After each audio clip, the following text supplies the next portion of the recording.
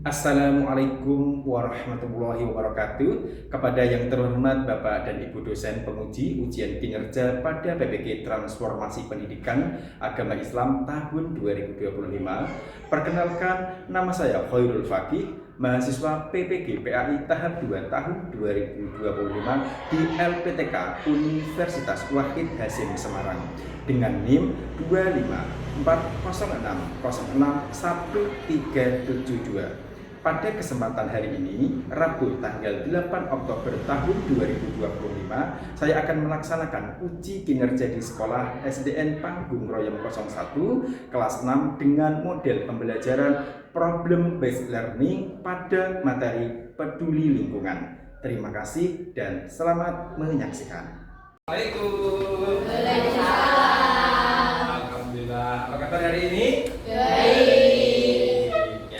Kita jumpa lagi dalam pelajaran pendidikan agama Islam. Sebelum pelajaran dimulai, mari kita berdoa terlebih dahulu dipimpin oleh Mas Firman. Ayo, yang bagus, yang keras, yang tegas.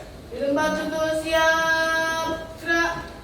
Berdoa mulai. A'udzu billahi minasy syaithanir rajim. Bismillahirrahmanirrahim. Raditu billahi rabban wa bil islami dinan wa bi Muhammadin nabiyyan wa rasulah. Rabbi zidni ilma warzuqni fahma. Amin ya rabbal alamin. Alhamdulillah. Anak-anak, supaya kalian tambah semangat belajar pada pagi hari ini, mari kita ice breaking terlebih dahulu. Ya, dengan apa? Dengan tepuk anak soleh. Oke? Siap? 1, 2, 3. Tepuk anak soleh.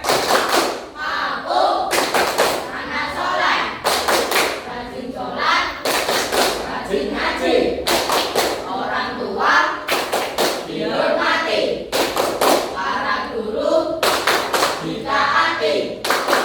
La ilaha illallah Muhammadur Rasulullah. Islam, Islam, yes. Alhamdulillah. Ya. Lagi tepuk lagi apa enggak usah? Enggak usah. Hari ini apakah ada yang tidak masuk? Apa masuk semua? Masuk semua. Tapi tidak bisa error dulu ya. Yang pertama, Alisa, ya berangkat. Nana, ya berangkat. Ani, ya berangkat. Astrid, ya berangkat. Nugi, ya berangkat. Iqbal, ya berangkat. Tasya, ya berangkat. Bambang, ya berangkat. Alhamdulillah, berarti berangkat semua ya. Nah, sebelumnya Pak Heru mau bertanya, ya, kebiasaan-kebiasaan apa yang kamu lakukan? Nah, yang kamu lakukan sebelum kamu berangkat sekolah. Ya, sebelum kamu berangkat sekolah. Nah, sebelum kamu berangkat sekolah, kegiatan apa yang harus kamu lakukan? Apa? Kegiatan apa biasanya pagi hari ini? Olahraga pagi, Olahraga pagi. Terus apa lagi? Ya, Bambang. merapikan tempat tidur, Merapikan tempat tidur. Terus sarapan pagi, yaitu kegiatan-kegiatan positif yang bisa kita lakukan di pagi hari sebelum kita berangkat sekolah. Sudah ya, kita mulai pelajaran ya. Anak-anak ya, karena kita nanti akan belajar tentang peduli lingkungan, maka kalian harus tahu apa tujuan pembelajaran pada hari ini ya. Siswa dapat mengetahui kepedulian terhadap lingkungan. Nah, jadi nanti kalian bisa mengetahui bagaimana bentuk kepedulian terhadap lingkungan. Terus siswa dapat mengetahui dampak dari kerusakan lingkungan. Jadi lingkungan juga nanti akan rusak apabila ya kita semua tidak bisa menjaga kebersihan lingkungan. Nanti kita akan mengetahui itu. Nah, lanjut. Nah, terus mengapa kita harus peduli terhadap lingkungan? Nah, di dalam agama, perintah agama ternyata ada sabda Rasulullah, ya Rasulullah SAW mengajarkan kita untuk hidup bersih. Nek sabdanya berbunyi an-nadhafatu minal iman. Setelah itu kalau kita bisa menjaga lingkungan, maka kita akan disukai oleh Allah, karena Allah menyukai hamba-hambanya yang menjaga kebersihan.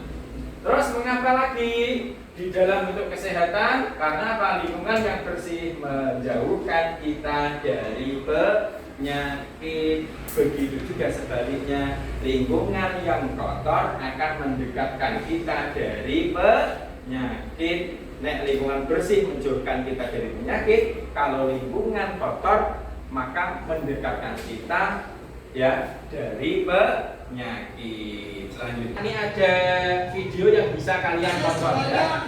Aku Ini janji ada gak masalah tentang sampah. sembarangan lagi deh. Ya kak, aku juga janji. Teman-teman, hari ini kita jadi tahu ngobrol episode pertama. Di seri vlog ini, kita mengajak teman-teman semua untuk mengikuti kegiatan sehari-hari kita. Hari ini kita mau pergi jalan-jalan ke Monas. Ada satu keluarga mau jalan-jalan ke rumah. Yeay, kita sudah sampai di mana? Ketika sudah sampai di Monas, Loh, Pipi, kok sampahnya dibuang si adik sembarangan? laki-laki membuang sampah sembarangan. Kenapa? Lalu ditegur oleh kakaknya. Jalanannya jadi kotor dong. Kalau kamu Membuang sampah bukan jadi kotor. Kan nanti juga ada petugas yang bakal bersih-bersih jalanan. Wah, enak ya. Sampah itu tanggung jawab kita sendiri, jangan sampai kita mengandalkan petugas kebersihan. Itu ada tempat sampah banyak di pinggir jalan. Itu Rara, lagi jalan-jalan kok malah berantem. Ada masalah apa sih? Lari kak, marah-marah gak jelas. Ini kan gara-gara kamu buang sampah sembarangan, Pin. Oh begitu ternyata. Itu tahu nggak apa dampaknya kalau kita buang sampah sembarangan? Nah, ini dampak nih, perhatikan ya. Dampak apabila sampah kita Sampahnya jadi berserakan di jalan ya kak? Nah, ini Iya, sampah plastik yang sampah terkumpul plastik ini bisa berserakan di mengandung jalan. zat berbahaya yang bisa mencemari lingkungan. Bisa mencemari lingkungan. Jadi yang percuma bukan hanya manusia, tapi juga tumbuhan juga kena dampak. Hidup di alam. Sampah plastik yang dibuang sembarangan juga dapat terbawa ke laut melalui aliran air hujan dan sungai. Banyak Sampah bisa masuk ke dalam laut, terbawa oleh arus sungai ya. penyu dan juga Jadi hewan lainnya. ekosistem laut juga tercemar oleh sampah. Tidak bisa bergerak. Dan di situ ada gambar hantu yang sedang menggigit sampah. Misalnya makanan gitu, Tidak tapi bisa membedakan ya, plastik tapi dengan ya. makanan. Akibatnya sangat berbahaya untuk kesehatan mereka karena sifat plastik yang beracun dan tidak bisa dicerna oleh biota laut. Ini kan Waduh, gambar botol tapi yang tidak bisa terurai di dalam laut. Ipin dan Lala suka makan seafood nggak? Suka banget, Kak. Nah, coba bayangkan kalau seafood yang kalian makan ini ternyata Ini ada berasal gambar dari seafood hewan yang ternyata sudah tercemar oleh lingkungan karena dia suka makan sampah. Berarti kita juga ikut makan plastik dong. Iya, pada akhirnya sampah-sampah plastik ini juga akan ikut meracuni manusia. Sama manusia kan. Sampah plastik yang menggunung di laut dan pantai juga Jadi sampah juga membuat pemandangan di tepi pantai juga jelek ya. Jadi kita kalau jalan-jalan ke pantai banyak sampahnya kan penting ya. nggak nyaman semua, bisa kotor, bisa menimbulkan aroma yang tidak enak ya. Maka dari itu kita harus buang sampah pada tempatnya. Nah, ya. Jadi kalian tadi kan sudah menonton bagaimana video tadi mengajarkan kita untuk membuang sampah pada tempatnya. Sudah juga kalian mengetahui dampak-dampak dengan tidak mencintai lingkungan. Maka dari itu, Kak Irul akan membuat kalian menjadi 3 kelompok. Nah, pas ini sudah 3 kelompok ya. Kelompok 1, kelompok 2, kelompok 3. Silahkan kalian berdiskusi. Nanti Kak Irul akan memberikan tugas di setiap kelompok, masing-masing kelompok perwakilan 1 orang untuk maju untuk mempresentasikan hasil diskusi dari permasalahan yang terdapat dalam video tersebut. Ini Pak Irul akan membagikan LKPD yang bisa kamu bahas dan kamu kerjakan di sini tentang hasil diskusimu ya. Oke, dibagi itu, dibagi ya. Ini langsung diskusikan permasalahan yang terdapat pada video tersebut tadi. Ya, ya langsung ya. Ya gitu di sini dikerjakan. Ya waktunya tidak banyak biar kalian sat dalam mengerjakan tugas dan terbiasa mengerjakan tugas dengan bagus. Ayo, Mas Raffi, apa yang kalian temukan di sini tadi permasalahannya? Ayo, jangan glongsor, langsung Mas Isbat tulis hasilnya. Ya, berbanyak dipegang, ditulis. Nah, oh iya itu bagus itu, bagus nanti bisa kamu coba ke depan. Ya, ya ini bagus sekali. Sudah selesai ya untuk berdiskusinya. Sekarang masuk pada waktu presentasi. Pak Irul akan memilih di antara kelompok 1, 2, dan 3 salah satu orang saja ditunjuk Pak Irul. Tak tunjuk. Bambang, ayo Bambang bisa maju ke depan untuk bisa membahas permasalahan yang didiskusikan tentang ini. Ya.